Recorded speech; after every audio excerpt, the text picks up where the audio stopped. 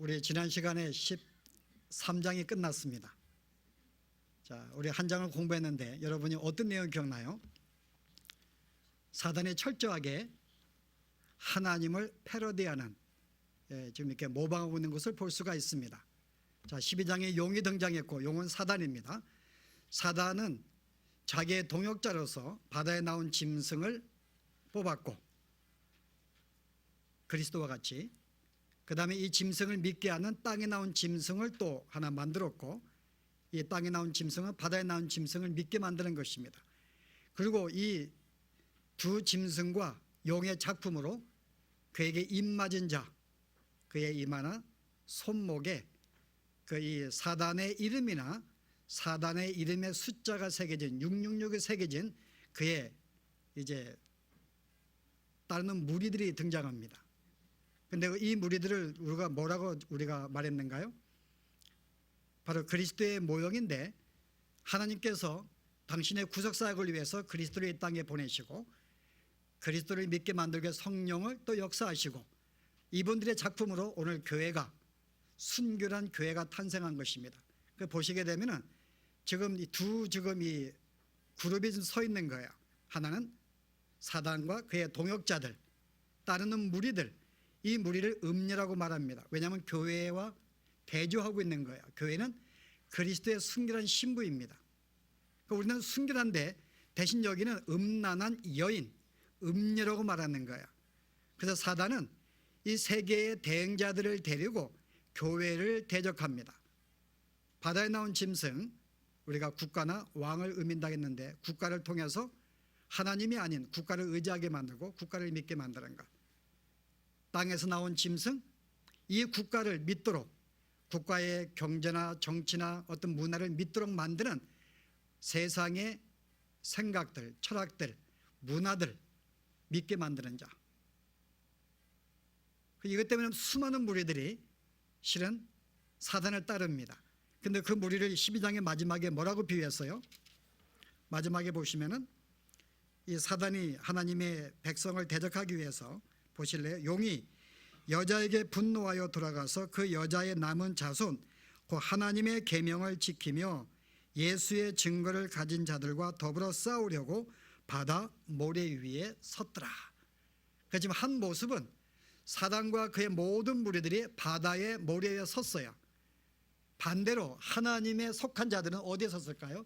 오늘 13장 1절에 그들이 어린 양이 시온산에 섰고 그와 함께 14만 4천이 서 있는데 그들의 이마에는 어린 양의 이름 또는 그 아버지의 이름이 거기에 쓰여져 있습니다. 여러분, 실은 두 그룹을 여러분 대조하고 있는 거예요.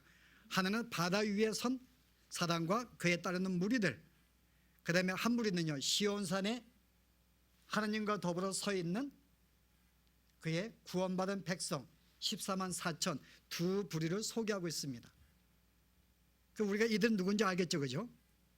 자, 누굴까요, 여러분? 여기 있는 14만 4천이라고 되어 있는 이들은 누굴까요?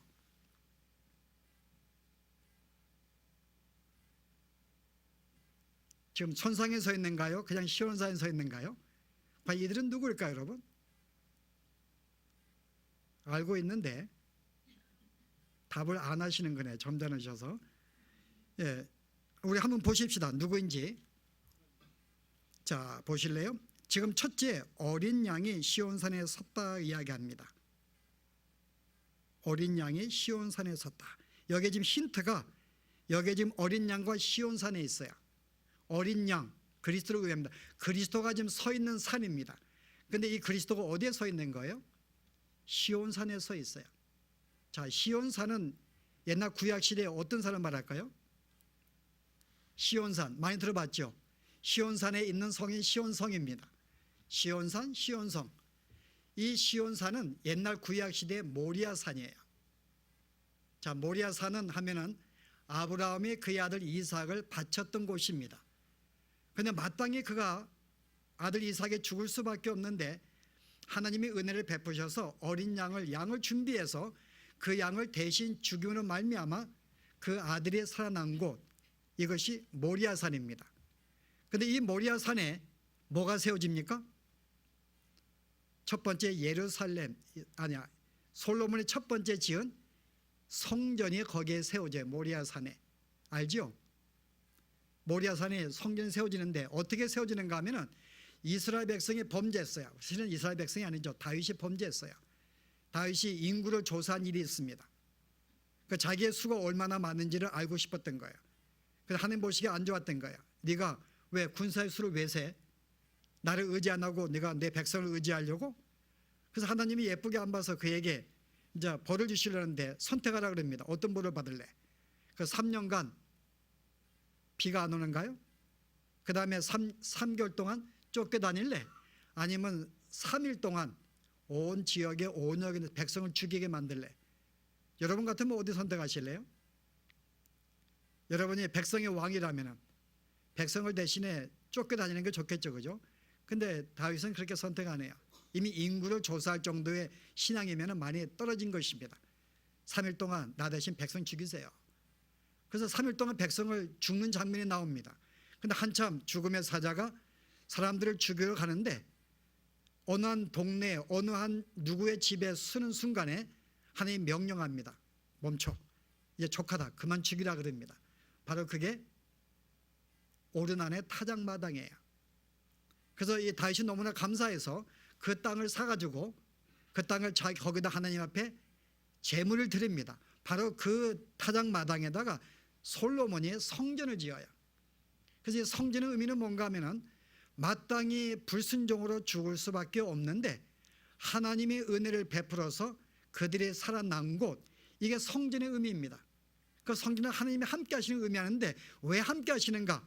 내가 너희를 구원하기 위해서, 내가 마땅히 죽을 수밖에 없는데 내가 너를 살리기 위해서 내가 너와 함께 한다는 의미로 성전을 세우게 만들었는데, 그래서 성전을 말미암아 이스라엘 백성이 죽음에서 면하게 돼요. 자, 이 성전에 누가요? 예수 그리스도가 십자가에 달리십니다.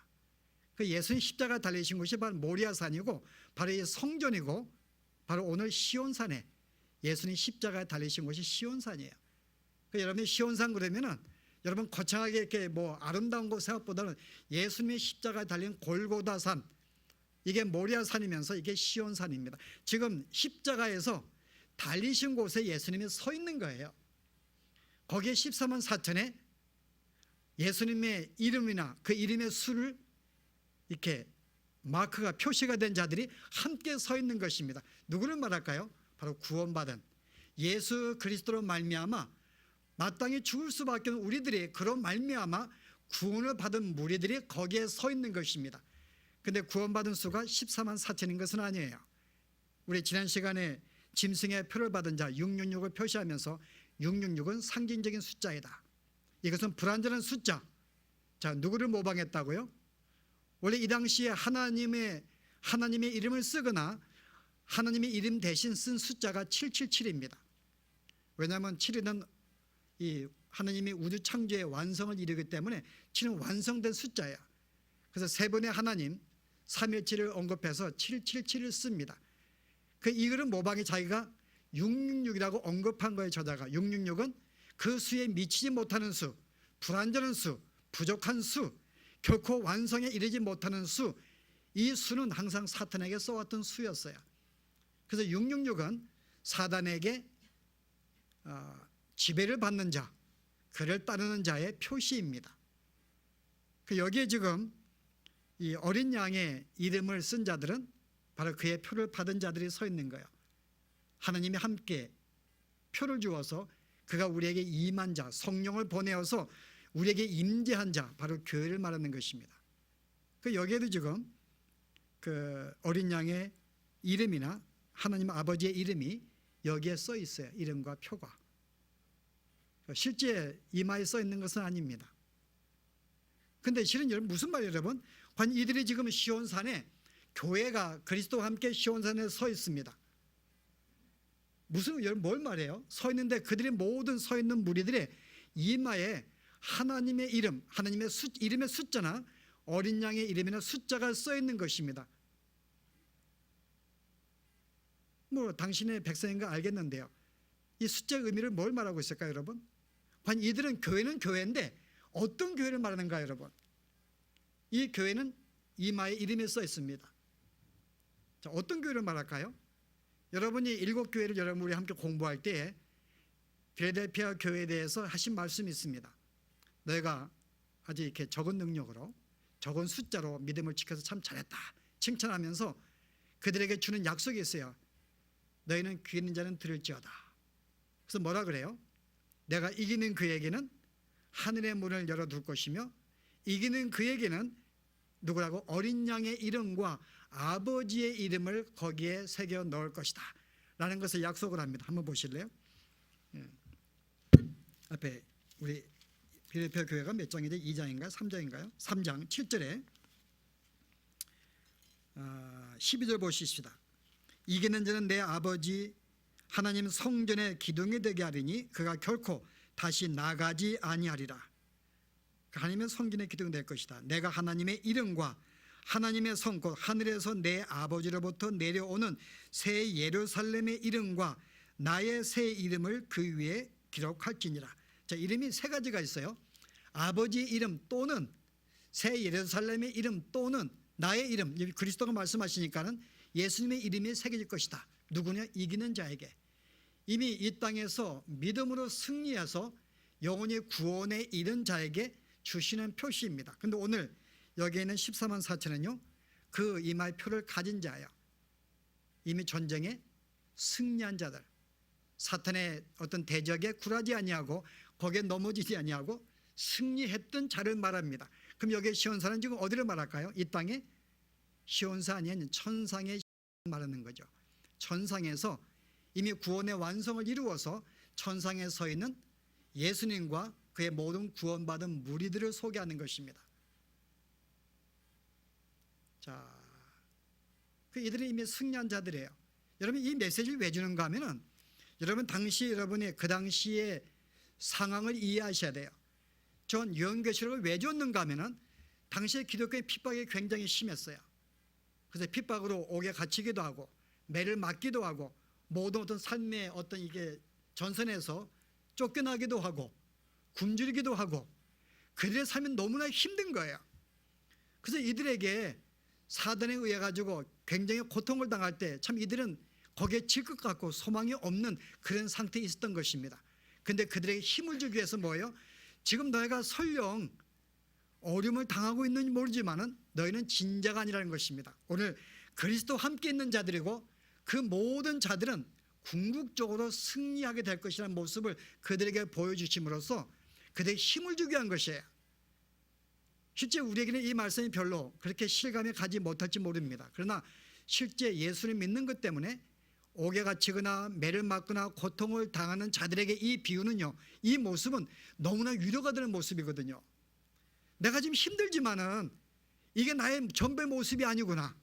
내가 믿음을 지키고 조만간 견디면은 내가 승리한 정말 주님과 더불어 천상에서 영원히 주님과 더불어 사는 것이 우리의 모습인 것, 결국은 내가 지지 않으면 승리하게 되는 것이구나, 이를 우리에게 보여주시면서요 지금 그 상황을 잘 극복하라고, 극복하기 위한 힘으로 이 말씀을 주신 거예요.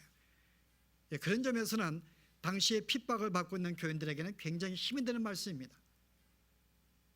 그런데 오늘 여기에 주신 메시지가 있어요. 너희 너무 힘들지, 참 고달프지, 근데 너희가 승리하는 게 아니야 라는 메시지를 보는 거예요.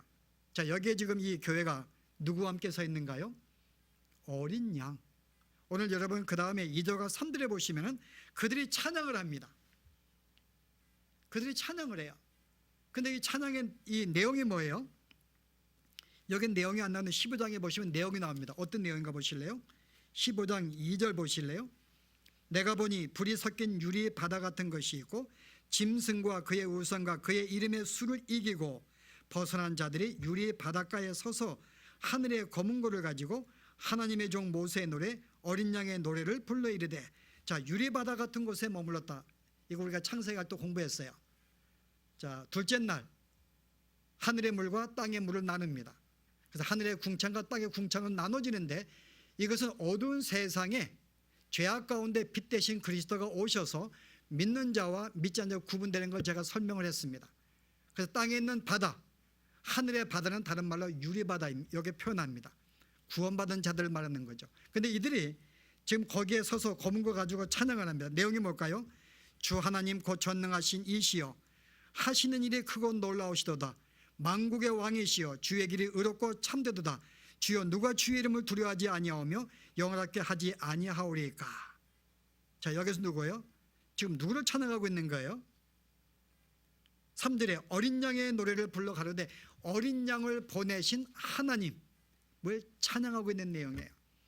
그 이들이 지금 찬양하는 것은 우리가 지금 주님으로 말미암아 주의 은혜로 말미암아 우리가 승리한 것입니다. 우리가 구원이 완성된 것입니다. 우리가 이 땅에 온 것입니다. 나를 찬양하는 거예요. 결국은 그들이 그 천국에 이른 것은 자기들의 힘으로 이른 것이 아니라 그리스도가 우리를 구속하시고 그가 우리와 함께 하셔서 힘을 주었기 때문에 그의 도우심으로 승리한 것을 찬양하고 있는 거예요. 그래서 우리의 구원은 너의 힘으로 이룬 것이 아니고 지금 예수님이 함께 있고 하나님이 너와 함께 있고 그의 도우심으로 너가 승리할 것이니 두려워하고 염려하지 말라는 거예요. 이게 하나님의 약속입니다. 여러분, 우리의 신앙은 여기 얼뜻 보기에는 여러분 예수 믿는 게 나 혼자 믿는 것 같아요. 집에 가거나 혼자 있으면 마치 나 혼자 예수를 믿고 혼자 열심을 내어서 구원을 완성을 이루는 것이냐. 그러나 오늘 본문은 우리가 혼자가 아니라 거기에 중심에 하나님 그리스도가 계시고 거기에 구원받은 모든 백성들이 함께 모여 있는 거예요. 이 모든 무리가 한 힘을 이루어서 승리하는 것이지 이 싸움은 우리 혼자의 싸움이 아닌 것을 우리에게 보여줍니다. 근데 그 싸움은 우리의 싸움이 아닌 마치 음녀가 용의 권세와 능력을 받아서 우리를 대적하고 유혹한 것처럼 오늘 교회들도 하나님의 능력과 힘을 권세를 받아서 이 세상을 이기는 이 싸움은 우리의 싸움이 아닌 것을 보여주고 있는 거예요. 이 승리는 우리의 승리가 아닌 것입니다. 그래서 찬양하는 거예요. 자, 왜 우리가 승리하니까요? 예수님 마태복음 28장에 뭐라 그랬어요? 그가 승천하실 때 너희는 가서 내가 내게 분부한 모든 걸 가르쳐 지키게 하라. 세례를 주라. 내가 마지막 끝날까지 너희를 떠나지 아니하고 영원히 함께 할 것이다. 내가 예수를 믿는 순간, 아니 예수를 믿기 전부터 하나님이 나에게 찾아오셨고 나를 새롭게 만들어 주시고 하시는 말씀이 너 염려하지 마라. 내가 세상 끝날까지 너와 함께 할 거야. 주님이 우리와 함께 하신다 그 말입니다. 나와 함께 하시는 하나님이 계시기 때문에 나 혼자 싸우는 싸움이 아닌 거예요. 주님이 나에게 함께 하셔서 그분이 나를 대신해 싸우시는, 그렇기 때문에 승리할 수 있다는 것을 보여주는 것입니다. 자, 그래서 우리는 어떤 힘이 있어요? 그가 나에게 주시는 힘이 있습니다. 그 힘이 어떤가 보실래요? 에베소에 보시면은 그 힘이 어떠한지를 우리에게 보여주는데 1장 19절에 보시면요, 제가 18절부터 읽을게요. 너의 마음의 눈을 밝히사 그의 부르심의 소망이 무엇이며 성도 안에서 그 기업의 영광의 풍성함이 무엇이며. 자, 지금 이 바울이 지금 에베소에 기도하는데 내가 너에서 기도합니다. 기도하는 이유는 뭔가 하면은 너의 눈이 좀 뜨기를 바라는 거예요. 영적인 눈이요. 그래서 떠서 뭘 보라고요? 그의 부르심의 소망이 무엇이며, 우리가 부름받은 소망, 궁극적으로 가는 것이 무엇인지를 알기 원하며, 내가 성도 안에서 그 기업의 영광의 풍성함, 우리가 받은 구원의 풍성함이 무엇인지 알기 원한다는 거죠. 내가 받은 구원이 무엇이냐, 그 풍성함이 무엇인지를 알기 원하는데요. 그 다음에 19절 보세요. 그의 힘의 위력으로 역사하심을 따라 믿는 우리에게 베푸신 능력의 지극히 크심이 어떠한 것을 너희로 알게 하시기를 구하노라. 그의 능력이 그리스도 안에서 역사하사 죽은 자들 가운데 살리시고 하늘에 자기의 오른편에 앉히사 모든 통치와 권세와 능력과 주권을 우리에게 주셨다는 것입니다. 뭐예요? 우리에게 찾아오시고 새로운 표정을 만들어 주시고 성령의 우리에게 임재하셔서 능력을 주어서요, 하늘의 모든 권세와 능력을 갖게 만드시고요, 그 능력의 힘으로 넉넉히 이기는 힘을 우리에게 주신 것을 알게 하기를 원한다는 것입니다. 우리의 싸움은 우리의 연약한 우리 혼자의 싸움이 아니라 하나님이 우리에게 성령을 보내셔서 그의 능력의 도우심으로 하늘의 권세를 가진 자들이에요.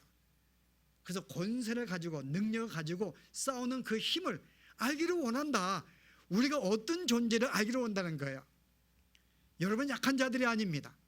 물론 우리 혼자는 약하지만은 주님이 우리에게 능력을 주었어요. 성령이 우리와 함께 하십니다. 그의 능력으로 우리는 싸우고 있는 거예요. 그래서 우리는 이 얻은 전쟁에 결코 지지 않는다 그 말입니다. 사단이 여러 가지 모양으로 거짓 그리스도를 보내고 거짓 선자 보내고 세상의 모든 권력과 힘으로 우리를 유혹한다 할지라도 성령이 우리와 함께 하셔서 깨우침을 주시고 도우심을 주어서 결코 우리가 그 유혹에 넘어지지 않냐고 믿음으로 승리한다는 거예요. 누구의 힘으로요? 그리스도의 도우심과 그의 힘으로 우리가 그와 함께 있었기 때문에요. 그래서 우리가 바울이 말하기를 누구든지 그리스도의 성령의 능력을 받지 않는 자는 하나님의 사람이 아니라고 말하고 있습니다. 그는 우리와 함께 했어요. 우리와 함께 도우십니다. 그 우리를 도와주시는 거예요. 그래서 우리가 바울이 그걸 가리켜서 성령의 도우시라고 말합니다. 보실래요? 로마서에 보시게 되면은 제가 한 군데만 읽습니다. 로마서 8장에 무릇 14절에 무릇 하나님의 영으로 인도함을 받는 사람은 곧 하나님의 아들이라. 그 여러분은 혼자 있는 게 아니라 하나님의 성령을 보내셔서 하나님의 임재 속에서 그분의 인도함을 받는 자들, 때에 따라 힘을 극복할 힘도 주시고 용기도 주시고 지혜도 주시고 믿음도 주시고 죄악에 끊게 만드시는 이분의 인도하심을 받는 사람인데요, 이들은 곧 하나님의 아들이라는 거죠. 그 여러분의 하나님의 자녀가 되었기 때문에 성령의 인도하심 속에 그분의 도우심 속에 우리가 이 모든 세상에 사단의 대적을 이길 수가 있는 거야. 자, 그런 결과로 어떤 결과가 나올까요? 8장 마지막 절 보세요. 그런즉 31절에 이 일에 대하여 우리가 무슨 말을 하리요? 만일 하나님이 우리를 위하시면 누가 우리를 대적하겠는가? 하나님이 함께 하시는데 우리를 도우시는데 누가 사탄이 우리를 넘어뜨리게 하냐 그 말입니다. 자기 아들을 아끼지 아니하시고 우리 모든 사람을 위해서 내어주신 이가 어찌 그 아들과 함께 모든 것을 우리에게 주시지 않겠는가? 감당한 능력과 힘과 지혜와 믿음을 왜 안 주겠냐 그 말입니다. 누가 능히 하나님께서 택하신 자들을 고발하리요? 의롭다 하신 이는 하나님이시니 누가 정죄하겠는가? 죽으실 뿐만 아니라 다시 살아나신 이는 그리스도 예수시니 그는 하나님의 우편에 계신 자의 우리를 위하여 강구하시는 자다. 이 시간도 우리와 함께 하셔서 우리 인도하시고 강구하고 있어요. 누가 우리를 그리스도의 사랑에서 끊으리요? 환난이나 공고나 박해나 기근이나 적신이나 위험이나 칼이라. 어떤 것도 감당하지 못하는 거죠. 내가 확신하노니 사망이나 생명이나 천사들이나 권세자들이나 현재일이나 장래일이나 능력이나 높음이나 깊음이나 다른 어떤 피조물이라도 우리를 우리 주 예수 그리스도 안에 있는 하나님의 사랑에서 끊을 수가 없는 거예요. 하늘의 천사라 할지라도 그 어떤 능력이라 할지라도 우리를 하나님의 사랑에서 끊을 수가 없다. 왜요? 예수를 믿는 순간 하나님이 우리와 함께 하시고 그의 능력으로 함께 하시고 성령으로 인도하시기 때문에 이 사랑에서 누가 우리를 끊을 수가 있으리요? 그래서 그가 우리와 함께 하시기 때문에 우리는 결코 사단에게 어떠한 유혹과 대적을 받는다 할지라도 우리의 구원은 완성이 된다는 것입니다. 그래서 오늘 14장의 1절의 모습이 주님의 어린 양과 함께 선 교회, 그의 도우심으로 승리한 교회가 지금 서 있는 거예요. 지금 바닷가에 모래가에 서 있는 사탄의 무리와 하나님의 도우심으로 자녀가 되어서 영혼의 영광 속에 있는 하나님의 교회, 이 교회가 지금 대조하기 위해서 오늘 이 첫 장면이 보여지는 것입니다. 여러분, 그 다음에 누가 나와요? 이제 그의 인을 맞은 자들, 하나님의 일을 맞지 아니하고 사단의 일을 맞아서 그의 편이 되어서 음녀가 되어서 교회를 핍박한 자들, 이들은 어떻게 한다고요? 그들은 멸망하는 것이 그 다음에 소개가 돼요. 14장에. 그래서 오늘은 이 사단의 유혹과 대적에 견뎌 이긴 자의 결과와 거기에 이기지 못하고 굴복하고 사단의 표를 받은 자의 결과가 무엇인지를 보여주는 것입니다. 자, 사단의 한번 일을 맞고 자에게 결과를 볼까요? 14장 보세요. 8절에 보세요. 14장 8절에 자, 무너졌도다 큰 성 바벨론이여. 이 바벨론은 음녀를 말합니다. 여러분, 왜 그래요? 자, 하나님과 그 다음에 성자와 성령에 의해서 교회가 탄생합니다. 순결한 신부예요. 이 신부는 다른 말로 예루살렘의 표시예요. 예루살렘. 그러나 음료는 다른 말로 바벨론, 쾌락과 어떤 세상의 모든 세속의 대표적인 것이 바벨론 성입니다. 그래서 이 음료를 바벨론 성으로 표시하는데 보실래요? 이 바벨론 성이요 모든 나라에게 그의 음행으로 말미암아 진노의 포도주를 먹이던 자로다. 이 음료는 진노의 포도주, 음행을 지도자를 포도주를 마신 자들이에요. 세상의 쾌락과 세상의 어떤 그런 것으로 유혹했던 자들. 자, 그래서 또 다른 천사 곧 셋째가 그 뒤를 따라 큰 음성이 이르되 만일 누구든지 짐승과 그의 우상을 경배하고 이마에나 손에 표를 받으면 그도 하나님의 진노의 포도주를 마시리니. 그리고 그 다음에 이제 진노의 포도주를 마시는 장면이 나오는 거예요. 그래서 오늘 이 14장은 사단의 그 동역자를 데리고 교회를 박대할 때 거기에 굴하지 않고 그의 인을 맞지 아니하고 오히려 하나님 인을 맞은 자들은 어떤 모습인가? 구원이 완성되어 천상에 있는 모습이고요. 오늘 그 인을 맞아서 짐승의 이름이나 그 이름의 수를 666을 맞아서 그의 편에 댄 음료들은 뭐예요? 진노의 포도주를 맞은 심판으로 멸망하는 모습을 보여주는 두 결과를 보여주는. 그러므로 오늘 그 다음 핍박을 받고 있는 자들에게 너희가 지금 잘하고 있다는 거예요.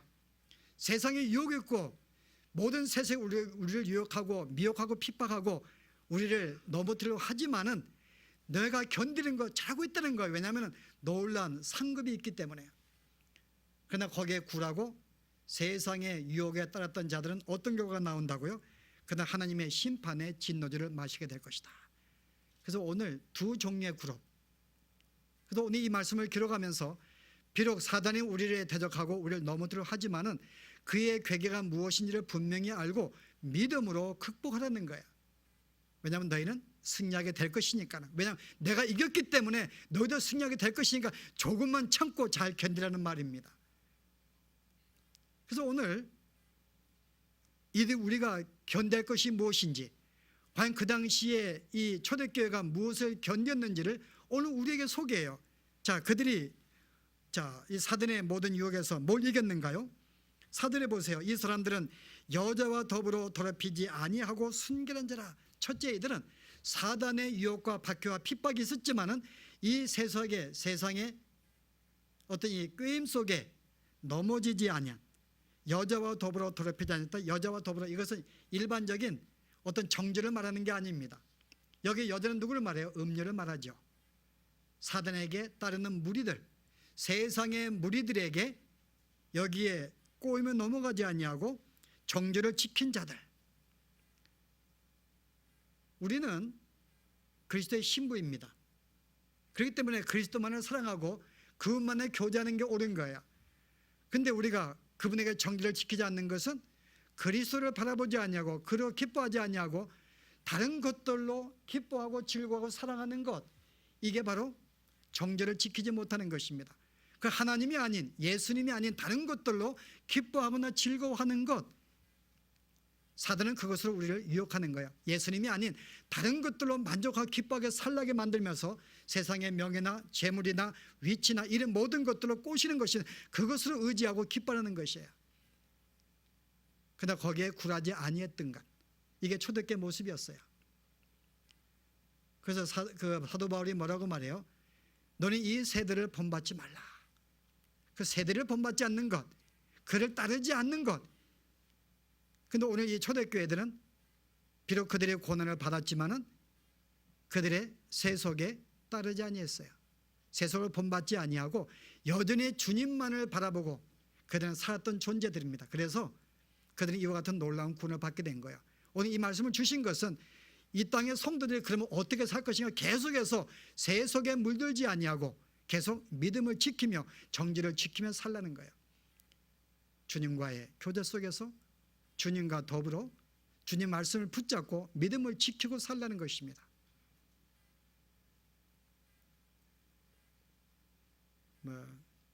시간이 갈 수 있지만요. 자, 오늘 여러분들은 어때요, 여러분? 우리가 정직을 지키고 있는지. 실은 우리는 정직을 지키고 있다고 생각을 해요. 왜냐하면 주님을 믿으니까요. 주님 믿으니까. 근데 한 번도 주님을 만난 적이 없어요. 지난 주간도. 분명히 주님은 나의 신랑인데 우리는 주님과 한 번도 교제한 적이 없어요. 아직 명분상의 신랑이죠. 그 실제 사는 것은 누구와 살아요? 세상과 살고 있는 거예요. 우리는 그것이 나의 기쁨이고 나의 즐거움, 나의 만족이기 때문에 세상의 명예나 그의 학위나 지위나 재물과 뭔가 어떤 이 건강함, 세상의 어떤 이 모든 자랑거리 모든 것들이 내가 그것을 바라보고 살고 나의 기쁨이 되었으니까요. 근데 오늘 주시는 말씀은 믿음을 지키라는 거예요. 근데 우리는 지키게 된다는 것입니다. 우리는 지키게 돼요. 설령 우리는 약해서 순간순간 우리는 넘어갈지 몰라요. 순간 세상 것을 우리가 탐할지 모릅니다만은 그러나 성령이 우리에 계셔서 순간마다 우리에게 깨우침을 주세요. 너 그러면 안 되지. 그래서 우리는 저녁마다 회개하는 거야. 주님, 오늘도 내가 또 이렇게 살았군요. 내가 형제를 해롭게 하면은 그게 내 마음을 찔리게 만드는 거예요. 내 마음이 힘든 것입니다. 왜요? 성령이 항상 함께 하셔서 내가 무엇인가 그렇게 바르게 살지 못하면은 주님을 잊어버리면 그것이 나에게 찔림을 주기 때문에 그 세상을 떨치고 죄악을 떨치고 다시금 주님을 붙잡게 만들어 주시기 때문에 우리는 그래도 믿음을 지키고 살았던 우리의 삶입니다. 그건 우리의 힘이 아니라 주님이 우리에게 함께 하시고 도와주시기 때문에요. 그리고 어쨌든 우리에게 주시는 과업은 뭐겠어요? 정죄를 지키며 살라는 거예요. 여러분의 신랑은 예수 그리스도 때이기 때문에 좀 그분만을 바라보고 그분과 교제하면서 그게 나의 즐거움인데 정말 신랑이 얼마나 즐거움인데요. 그런데 실제 이것은 지금 한참 연애 중인 사람만 실감할 수 있는 거예요. 여러분, 저걸 아름이나 실감할 수 있는 거예요. 지금 결혼 전에 두고 너무나 신랑이 전부죠. 신부가 전부예요. 살아봐야 한 3년간만 과연 전부가 될지. 우리는 신랑이 나의 기쁨이 아니니까 지금은 신부가 나의 기쁨이 아니니까요. 이게 왜 나의 기쁨이 뭔지 몰라요. 실은 이제 우리의 기쁨이 뭔데요, 여러분? 우리의 기쁨이 뭔데요? 그때는 정말 내 생명을 내어놓아도 정말 그 사람밖에 없었는데 그래서 부모가 반대해도 결혼하는 거예요. 부모가 끝까지 반대하면 집 나가버리죠. 너무나 좋으니까는. 여러분, 그 실은 그 마음이 정죄를 지키는 건데 우리는 조금 살다 보면 이제 신랑과 신부가 아닌 다른 것이 나의 기쁨이 되었어요. 다른 것이요. 그래서 우리 실감하지만 자녀들이 내 기쁨 될 수 있습니다. 근데 엄밀하게는 자녀는 나의 기쁨이 아니에요. 여러분, 나의 동반자와 기쁨은 배우자입니다. 내가 신랑을 저버리고 내가 내 아들에게 자식한테 위로받겠다 이러면 그것은 잘못돼 건강하지 않는 것입니다. 나의 위로는 남편이 돼야 되는 거예요. 되십시오, 여러분. 그냥 되는 게 아니죠. 저녁마다 선물도 사가셔야지 좀 가능한데 저는 대접받지 못해요. 선물 제가 저녁마다 못해가지고. 근데 어쨌든 우리가 정말 주님을 처음 만났을 때 내가 구원받았을 때 그때 정말 주님은 너무나 감격스러워 가지고 내가 기쁨으로 눈물을 흘리고 정말 당신이 나의 신랑이 된 것 나를 구원한 게 너무나 감격스러워서 정말 며칠간 눈물로 펑펑 쏟았던 우리의 삶이 있었습니다. 그게 회복하라는 거예요. 세상은 우리의 기쁨이 아닙니다. 우리에게 언제 기쁨이 되었는가요? 세상이요. 기쁨 안 됐어요, 여러분. 세상에 여러분 학위가 기쁨이 되었는가요? 아니요, 여러분. 학위 받아보세요. 그 한순간, 한 시간만 기뻐요. 그 다음에 이 학위가 별로 의미 없습니다. 뭐가 여러분 있는가요? 돈, 재물? 여러분 돈 지어받는가요, 여러분? 다 통장에 들어가잖아요. 돈 한 번도 내 지갑에 없어요. 통장에서 왔다 갔다 하지. 또 제대로 써봤는가? 또 아까까지 못 쓰였다고. 그냥 이렇게 생각만으로 지금 은행에 다른 사람 관리하고 있는 거예요. 생각은 내 돈이 있어요. 이만큼 있는데 나는 한 번도 줘보지 못했어요. 써보지도 못했어요. 너무 아깝죠. 지금 열심히 해가지고 돈을 벌었는데 그 쓰기도 아까운 거예요. 근데 안 쓰고 통장에서 은행에서 왔다 갔다 하는 거예요. 지금요. 이거 불쌍하잖아요, 그죠? 그게 나의 기쁨 아닙니다, 여러분. 근데 그 통장은 돈이 있는데 그게 또 만족하지 못하는 거예요. 한 10,000불, 20,000불 이게 만족 못하는 거예요. 더 채우고 싶은 거예요. 그 은행만 부자가 되는 거지 나는 부자가 안 돼. 돈은 쌓아가는데 나는 기쁨이 없어요. 생각만 기뻐요. 30,000불이 40,000불이 었구나. 생각만 기쁜 거죠. 지금 내가 뭐 하고 있는 거야 지금. 네. 세상 것이 우리의 기쁨이 아니라는 것입니다, 여러분. 여러분의 기쁨 같아도요 막상 순간은 즐거움을 주지만 그것 때문에 내가 울고 그것 때문에 고민하고 그것 때문에 내가 고통 속에 빠져요, 여러분. 그게 나의 짐덩어리입니다, 여러분. 그죠? 그래서 아내가죠. 신랑의 짐덩어리 되는 거예요. 이게 좋은 게 아니라. 그래서 오늘 내가 분명히 붙잡을 것이 무엇인가. 오늘 정진의 문제인데요. 우리 시간이기 때문에 더 이상 못합니다. 하나만 더 하십시다. 어린 양이 어디로 인도하든지 따라갔던 자였어요. 어린 양이 인도하는 대로. 여러분, 이건 쉬운 게 아닙니다. 어린 양이 인도하는 따라가는 것은 첫째요, 그를 신뢰하지 않으면 못 따라가는 거예요. 그가 나를 어디로 인도하든지 그게 좋은 길만이 아니잖아요. 우리 예수님이 걸어가신 길은 어떤 길이에요? 너희가 십자가를 지신 길이고 자신을 부인한 길입니다. 그 나에게 하는 말은 너희들 나를 따라오려면 내가 걸어갔던 길, 십자가를 지는 길이고 자신을 부인하는 길. 자신을 부인하지 못하면 따라갈 수 없는 길입니다. 내 계획이 있고 내 생각이 있고 나의 뜻이 있으면 결코 주님 못 따라가는 거예요. 내 계획이 있으니까는. 근데 이 계획을 어떻게 포기하는가? 진짜 그분을 신뢰한다면 내 계획을 포기할 수가 있어요. 진짜 신뢰한다면. 설령 신뢰하기 때문에 그분이 나를 사망의 음침한 골짜기를 인도한다 할지라도 그분을 믿고서 따라갈 수가 있는 것입니다. 여러분, 이것은 만만한 게 아닙니다. 정말 주님을 분명히 아는 자만이 갈 수 있는 거예요. 사망의 음침한 길, 내 계획으로는 갈 수가 없어요. 그러나 그분을 믿는다면 따라갈 수 있는 것입니다. 왜요? 그 길은 나에게 유익되는 길이기 때문에요. 그래서 바울이 믿는 자에게 모든 것이 합력하여 선을 이룬다. 그게 내게 유익한 걸 알기 때문에 설령 내가 육으로 볼 때는 손해볼 것 같지만요, 궁극적 유익이기 때문에 따라갈 수 있는 거예요. 신뢰한다면요. 그러나 주님께 그런 믿음이 없으면 못 따라갑니다. 그리고 어떤 자만 따라갈 수가 있어요? 그분의 양만이 따라갈 수가 있는 거예요. 그분의 양이 된 자만이. 우리는 하나님의 소유가 되었습니다. 우리는 하나님 거예요. 주님 나와 함께 하십니다. 그래서 우리는 주인이 내가 누군지 아는 거예요. 그래서 예수님이 그 요한복음 10장에 보시면 양이 비유하시면서 주신 말씀이 있는데요. 그 잠깐 볼까요? 그 2절에 10장 2절에 문으로 들어가는 이는 양의 목자라. 문지기는 그를 위하여 문을 열고 양은 그의 음성을 듣나니 그가 자기 양의 이름을 각각 불러 인도하여 내느니라. 자기 양을 다 낸 후에 앞서가면 양들이 그의 음성을 아는 고로 따라오되. 여러분, 이 말씀은 배경이 필요해요. 이스라엘은 자기 양만을 우리에 갖추지 않습니다. 그래서 한 5명 정도가 함께 튀게 돼가지고 한 양의 무리 함께 끌고 가는 거예요. 그럼 양들을 한 무리에 집어넣습니다. 거기에는 내 양도 있고 우리 다른 인양 집사의 양도 거기에 있는 거예요. 근데 여기 내가 서가지고 내가 이제 서서 양 이름 부릅니다. 에이 그러면은 내 양 A가 나오는 거예요. 인양 집사의 양이 나오는 게 아닙니다. 왜냐하면 그 양들은 자기의 주인을 알기 때문에요. 그 내가 양을 부르면은 내 양만 나와요. 인양 집사의 양은 안 나옵니다. 왜요? 내 주인이 누군지 알기 때문에요.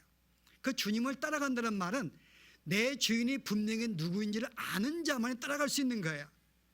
진짜 주님의 구주로 믿는 자들, 성령이 임한 자들, 구속을 깨달은 자들, 이들은 주의 자녀이기 때문에 주의 음성을 들을 줄 알고 주님을 알기 때문에 따라갈 수 있는 것입니다. 그러나 그렇지 못한 자들은 자기의 주인이 누군지 모르기 때문에 따라갈 수가 없는 거예요. 그래서 오늘 여기 전제는 뭔가 하면은 주의 양이라는 전제가 있고 주님을 신뢰한다는 전제가 있는 거예요. 그런 자들은 어디든지 따라갑니다. 이 길은 여러분 꼭 좋은 길만이 아닙니다. 예수님이 걸어가신 길은 좋은 길이 아니었다면 우리가 걷는 모든 인도하는 길들은요 거의 사망의 음침한 골짜기. 왜 오늘 이 사단이 믿는 핍박하기 위해서 계속 끊임없이 우리에게 보내기 때문에요. 우리의 길은 계속 환난과 핍박과 고난과 미혹과 유혹 속에 있죠. 쉬운 길이 아니죠, 여러분. 그런데 우리는 따라가는 거예요. 주님 인도하시는 대로. 고난 받으면 고난 받는 것입니다. 핍박을 받으라 받는 거예요. 병들라 병 드는 것입니다. 이게 우리 따라가는 길이니까요. 그래서 이 길이 결코 쉽지 않다는 거죠. 그런데 내가 이 길이 쉽지 않다 할지라도 조만간 참으라는 거예요. 왜냐하면 내가 승리했고 신앙의 선배들이 이 길을 걸어서 다 시온상에 지금 구원의 완성을 이루고 있고 너희들도 조만간 참고 견디라는 것입니다. 이 길을 잘 쫓아가는 거예요. 그만 사단을 따라가지 말고 내가 주인인 나를 따라오는 것입니다. 그 주의 음성을 듣고 그의 말씀을 붙잡고 따라가는 자들, 이게 성도라는 거예요. 이게 교회의 본질입니다. 성도가 누구인가? 주님을 따라가는 자예요. 여러분, 이걸 따라가기 위해서는 여러분의 계획도 포기해야 되고 여러분의 생각도 포기해야 되고 여러분의 자아가 죽지 않으면 따라갈 수 없는 것이고, 그래서 성도는 자아가 죽은 자예요. 그리고 모든 걸 죽고 주인의 명령대로 순종하고 따라가는 자. 그래서 베드로가 고기를 못 잡았지만 주님께서 뭐라 그래요? 깊은 데가 음을 던지라. 자기 경험 볼 때는 깊은 곳에 고기가 없습니다. 그러나 베드로가 뭐라 그래요? 내가 밤새 고기를 던져봤는데 못 잡았습니다. 그러나 주의 말씀에 의지하여 깊은 곳에 그물을 던지리니.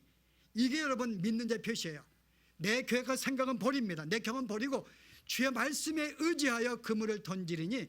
여러분 이게 믿는 자가 신앙생활이 바로 이런 거예요. 말씀에 의지해 사는 자. 내 이손으로 볼 때 손해볼 것 같지만은 그래 이 말씀을 붙잡고 살아가는 자, 이게 성도라는 거예요. 여러분 실감하십니까? 근데 우리는 주의 말씀이 뭔지 모르는데요. 이게 또 야단치는 게 아닌데 야단치는 거야. 아 이거 참 말이 애매모호한데. 아니 우리 주의 말씀을 뭐 붙잡아 뭐 들어야지 이 말씀을 붙잡죠 여러분. 한 주간 동안 말씀을 보지 않은데요. 음성을 들을 기회가 없는데. 그래야지 뭔가 말씀을 붙잡고 들려주시면 붙잡고 그렇게 밀고 나갈 텐데 우리는 한 번도 안 보는데 뭘 붙잡고 나가겠어요 여러분. 그래서 오늘 이 말씀은 제가 왜 드린가 하면 오늘 우리의 모습이 너무나 비참하다는 거예요. 이게 성도의 모습인지 정말 구원받은 자 받지 않는 자의 모습인지 이게 분간을 못할 정도의 너무나 이렇게 정말 이렇게 경건의 모양만 갖춘 경건의 능력이 없는 호흡만 갖춘 이 모습이 오늘 우리의 모습이 아닌지를 다시 한번 점검하자 그 말입니다. 그러나 분명한 것은 성도는 주의 말씀을 붙잡고 날마다 그 말씀을 상고하며 그 말씀에 의지해서 주님과 더불어 교제하면서 그분과 동행하며 사는 자의 삶, 이게 우리의 참된 성도의 모습이라는 거예요. 그게 일주일 동안 순간순간마다 주님과 교제 속에 있는 자의 삶이 성도의 삶이라는 것입니다. 그렇게 살아야지 최소한의 예수 믿는 자 그르는 것이고요, 믿는 자의 모습을 가진 자라고 표할 수 있는 건데요. 그렇게 본다면 오늘 우리들은 여기에 과연 들어갈 자가 얼마나 되겠는가. 오늘 도전받기 원합니다. 그러나 우리는 실망할 필요 없어요. 그래도 주님이 약하지만 우리를 떠나지 아니하시고 도와줄 깨달음을 주시기 때문에 그래서 우리는 승리할 수 있다는 것입니다. 그래서 우리를 보면은 도저히 절망적인 거예요. 13장에 사단이 동역자 데리고 교회를 음료들을 피박할 때요, 아무도 이길 수 없을 것 같아요. 그런데 보았더니 너무나 수많은 무리가, 앞에 봤더니 셀 수 없는 수많은 무리가 구원받아서 지금 시온산에 서 있는 것입니다. 하나님이 함께 하시기 때문에. 그래서 우리가 감사한 거예요. 비록 내가 이 모양 이 꼴이지만은 그래도 나를 떠나지 아니하시는 주님이 함께 하시고 나에게 여전히 믿음을 지키게 만드시기 때문에 내가 신앙을 지키는 것, 이 신앙 감사한 것입니다. 그래서 오늘 뭐 이렇게 우리가 살지 못함에도 불구하고 그래도 우리는 항상 우리 마음속에 그런 소원이 있고 소망이 있기 때문에 주님이 이 생각을 주시고 끊이지 않기 때문에 우리는 소망이 있고 감사한 거예요. 그래서 이와 같은 자들은 마지막 보았더니 그 입에 거짓말이 없고 흠이 없는 자들아. 오늘 일찍 끝내려고 예를 썼는데요, 이게 안 되네요, 그죠? 이건 저의 뜻이 아닙니다. 성령의 뜻이기 때문에 혹시 바쁘시고 하신 분들은 저를 불평하지 마시고 성령 하나님을 원망하세요. 나에게 끝내라고 말씀 안 하시기 때문에 오늘 이들은 거짓말이 없고 흠이 없는 자다. 그 입에 거짓말이 없어요.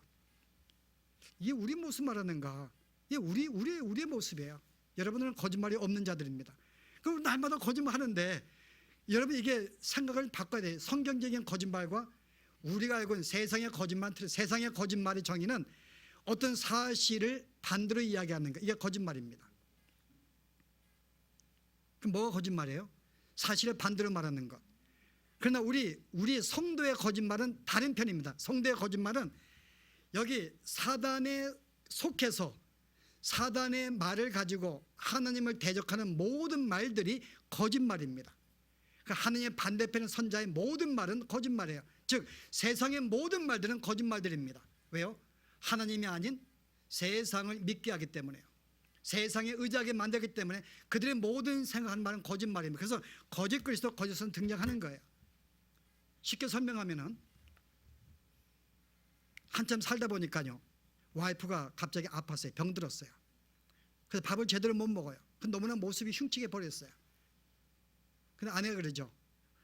남편이 사랑받고 싶어서, 저는 이런 표현이 약하거든요. 문화적인 표현이. 하여간 뭐 세게 들으세요. 자기 모습을 보여주고 싶지 않는 거야. 그래서 자꾸 모습을 감추는데, 괜찮다 그랬더니 아내가 염려해가지고 내 모습 흉하지 않아요 그래요. 그럼 여러분이 거짓말하지 않으면 그 어떻게 돼야 돼요? 사실을 왜곡하면 안 돼. 흉해. 그건 여러분 거짓말이 아닙니다. 그건 사실이에요. 근데 그건 바보죠, 여러분. 너무나 아름다워. 당신 너무나 아름다워. 내가 볼 때 가장 아름다워. 여러분, 이 말은 사실과 왜곡된 거, 거짓말이에요. 근데 성경은 그래서 거짓말이라고 말하지 않는 거예요. 그건 하나님의 편에 서서 하는 말이기 때문에요. 정말 사랑하는 마음 하는 말이기 때문에요. 그래서 거짓말은 우리의 정의와 틀린 것입니다. 아니, 아버지가 지금 암에 걸려가지고 일주일 돌아가는데 의사가 그렇게 말했어요. 그 아버지가 내 상태가 어떻대? 일주일 만에 죽는다 그러는데요. 이건 어리석은 아들이고 바보 같은 아들이죠. 장수하신답니다. 여러분, 이게 진실인 거예요, 여러분. 이게. 그래서 오늘 여러분이 이 거짓말하지 않는 건 무슨 말인가 하면은, 하나님의 말씀을, 그 말씀을 믿고 붙잡고 하나님의 말씀을 따르면서 그 말씀을 증거하는 자, 그 말씀대로 사는 자, 그 하나님의 편에 서서 그를 증거하는 이 모든 삶이 거짓이 없는 자라는 거예요. 거짓말이 없다는 말. 그런 점에서 여러분과 저는 거짓말하지 않는 자입니다. 왜요? 하나님의 편에 서서 하나님을 증거하고 그분을 높이고 그분의 뜻을 붙잡고 살려고 하는 마음이 우리에게 있기 때문에요. 우리는 한 번도 사단의 편에 서가지고 하나님을 대적하거나 그를 믿지 못하게 하거나 세상을 믿으려 말한 적이 없습니다. 세상을 따라가라고 의지하라고 우리는 한 적이 없어요. 그런 점에서 우리는 거짓말하지 않는 자라는 거예요. 이것은 사단에게 속하지 않는 자라는 것입니다. 그리고 흠이 없는 자, 우리는 흠이 있어요. 그러나 그리스도 안에 자는 모든 죄를 사함받았기 때문에 그 안에 속한 자들을 말하는, 그들은 하느님 보시기에 온전한 자들이라 그 말입니다. 내가 온전하게 살아서 온전한 자가 아니라 그리스도의 피값으로 죄값을 받고 내가 그분으로 모든 죄가 사함받아서 하느님 보실 때 그리스도를 통하여 나를 보기 때문에 나는 흠이 없는 거룩하고 온전하고 거짓이 없는 당신의 백성으로 본다 그 말입니다. 그래서 우리는 구원받은 자고 승리한 자라고 표현하는 거예요. 우리는 짐승의 표를 받지 않는 자들입니다. 오히려 하느님의 표를 받은 자들이에요. 하나님의 표를 받은 자들은 사단이 건드릴 수가 없고 궁극적으로 승리하게 됩니다. 이것이 오늘 우리의 마지막에 우리의 궁극적인 모습입니다. 그러므로 우리가 이 마지막의 영광의 모습을 보고 지금 이 땅에 살면서 조금만 안개와 같은 세상인데 잠깐 눈만 감아 뜨면 이제 우리가 죽을 나이가 되었는데 뭘 그렇게 가지려고, 죽으면 다 놓고 가는 것들인데 뭘 그것에 모든 생애를 바쳐서 아까운 시간들을 허비하지 말고 정말 정죄를 지키고 주님과 동행하면서 믿음을 지키며 인내하면서 이 생을 살기를 소원하는 것. 오늘 이와 같은 말씀이 오늘 마지막 얼마 남은 이 땅의 우리의 삶에 여러분의 도전이 되고 이 말씀이 정말 우리를 하여금 위로가 되고 승리의 길로 인도할 수 있는 위로의 말씀이 되기를 원합니다. 기도하십시다. 하나님, 오늘 시온산에 서 있는 그 무리들, 참으로 그들이 찬양하며 주 앞에 감격하는 모습을 보면서 이것이 오늘 장래 조만간 우리가 누릴 수 있는 우리의 모습인 것을 저희들이 발견하게 되었습니다. 현재 주님을 믿는 것 때문에 때로는 최선의 손해나 건강이나 많은 것들이 어려움을 당하고 또한 세상의 핍박과 유혹과 어떤 고통 속에 있다 할지라도 하나님이여, 이것은 잠시 있는 것인 줄 알고 믿음을 지킬 수 있는, 정죄를 지킬 수 있는 우리의 믿음 허락하여 주시고 늘 우리와 함께 하셔서 그 어떤 유혹에도 넘어지지 아니하며 승리할 수 있는 이 땅의 삶을 허락하여 주시기를 원합니다. 늘 주님과 동행하면서 주님과 더불어 기뻐하고 즐거워하며 주신 능력에 따라 넉넉히 승리하는 저들의 삶이 되어지도록 하나님 인도하시고 축복하여 주시옵소서. 예수 이름으로 기도합나이다.